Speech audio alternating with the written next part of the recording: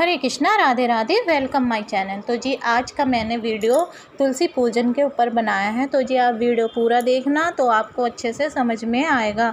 तो जी हमें तुलसी पूजन एकादशी के दिन करना चाहिए या तुलसी में जल देना चाहिए, तुलसी पत्ते तोड़ने चाहिए या नहीं तोड़ने चाहिए, और कौन कौन से दिन हैं जिस दिन हमें तुलसी के पत्ते तोड़ने चाहिए या पूजन करना चाहिए या नहीं करना चाहिए, और क्या है तुलसी पूजन के नियम।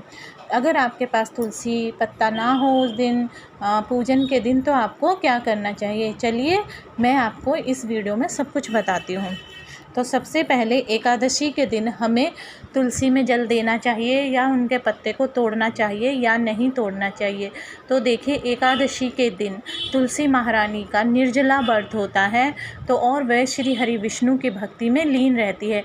तो ऐसे में हमें तुलसी महारानी की भक्ति में बाधा नहीं डालना चाहिए, ना तो उनके पत्ते तोड़ने चाहिए और ना ही उनमें जल देना चाहिए।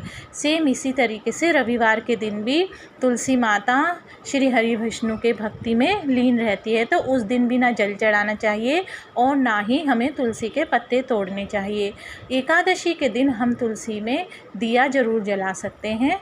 और कौन कौन से दिन हैं जिस दिन हमें तुलसी दल नहीं तोड़ना चाहिए। इसके अलावा हमें एकादशी के बाद जो द्वादशी आती है, द्वादशी के दिन, शनिवार के दिन, मंगलवार के दिन, सूतक पातक घर में लगा हो तो उस दिन, सूर्य ग्रहण के दिन, चंद्र ग्रहण के दिन और संक्रांति के दिन भी हमें तुलसी दल नहीं तोड़ना चाहिए।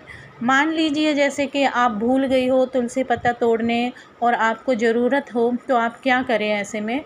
तो ऐसे में आप क्या करिए, गमले में नीचे गिरे रहते हैं जो तुलसी के पत्ते, उसे हम ले सकते हैं पूजा के लिए।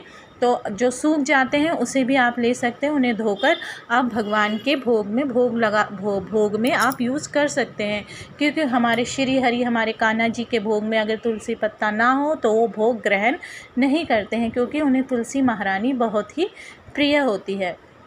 तो इस तरह से आप कर सकते हैं। तो जी अगर आपके पास जब भी कोई तुलसी पत्ता आपको गमले में भी ना मिले, तो आप तुलसी महारानी के आगे प्रार्थना कीजिए कि मुझे तुलसी पत्ता कहीं नहीं मिला है, तो मुझे अपने श्री हरि विष्णु जी के लिए आप तुलसी दल दे दीजिए। तो आप वहाँ से तुलसी पत्ता तोड़ सकते हैं, क्योंकि तुलसी महारानी श्री हरि विष्णु जी के लिए कभी मना नहीं करेगी अपने तुलसी पत्र देने के लिए। पर आप ज़्यादा से ज़्यादा कोशिश करिए कि उस दिन आपको तुलसी पत्र तोड़ने की ज़रूरत ना ही पड़े, आप पहले से ही तुलसी पत्र तोड़ के रख सकती हैं। जो वैसे तो तुलसी के पत्ते कई दिन तक बासी नहीं होते हैं, 11 दिन तक बासी नहीं माने जाते हैं।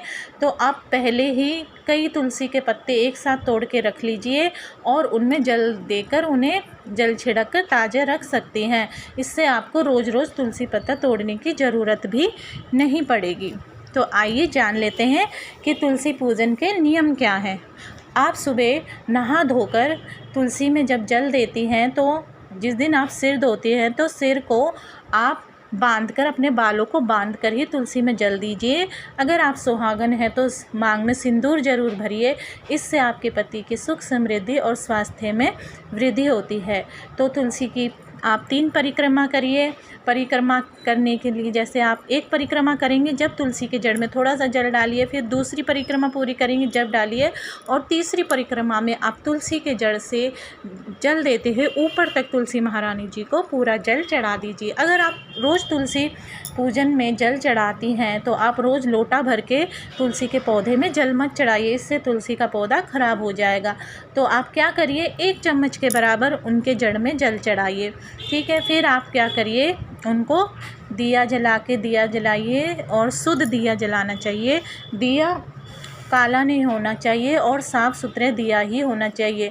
अगर मिट्टी का दिया है और वो काला पड़ गया है तो आप उसका विसर्जन करके नया दिया यूज कर सकते हैं। और पीतल का दिया है तो पीतल के दिए को आप रोज़ धोकर यूज कर सकते हैं। फिर आप तुलसी महारानी में भोग चढ़ाइए। भोग जो आप भोग चढ़ाएंगी वो सीधा श्री हरि विष्णु जी को चढ़ेगा, तो वो भोग आप खुद भी बाद में स्वीकार कर सकते हैं। तुलसी महारानी के नीचे आप शालिग्राम जी रखकर उनमें पूजन कर सकती है, नहीं तो श्री हरि विष्णु जी की फ़ोटो वहाँ रखकर आप उनका पूजन कर सकती है।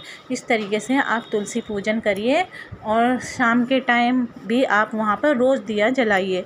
तो जी चलिए एक आपको मैं विश बताती हूँ कि किस तरीके से हमें तुलसी महारानी के आगे अपनी मनोकामना बोले तो वो पूरी ज़रूर होती है।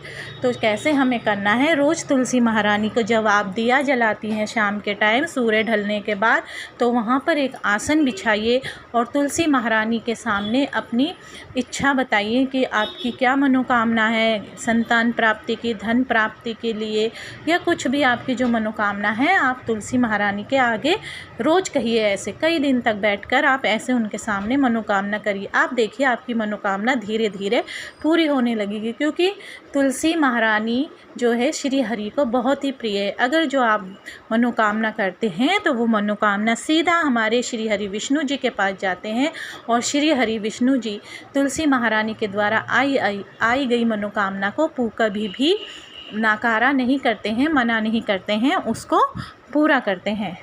तो जी आपने देखा, तो इस तरीके से तुलसी पूजन करना चाहिए। तो जो कहते हैं कि जिस घर के छत पे झंडा लहराता हो और घर आंगन में तुलसी महारानी हो और रोज़ उनके सुबह शाम उनके घर में शंखनाद होता हो, तो उस घर में कभी भी कोई नेगेटिव एनर्जी प्रवेश नहीं कर सकती है।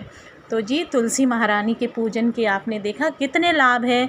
तो इस तरीके से आप तुलसी पूजन करिए। तो आज की वीडियो में बस इतना ही।